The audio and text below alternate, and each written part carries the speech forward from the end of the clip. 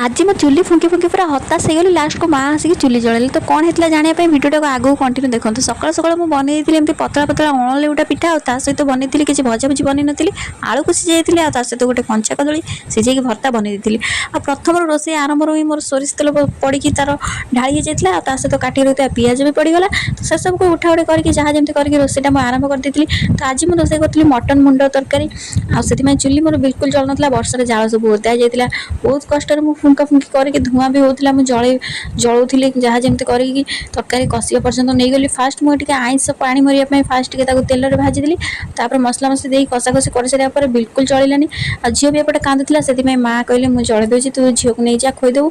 से माँ टे एपटे जलैले बसिकी मुझे झील को नहीं खोवा पीवा कम टे सारी आमर एमती गाँवली वीडियो आपको भल लगुले वीडियो को लाइक करके आईडी जब नुआ थे आईडी की फॉलो करदे। ता भर मो तरकारी भी हो सारी समस्त खाइबा को देकी मुझे आनिकी खाई नहीं।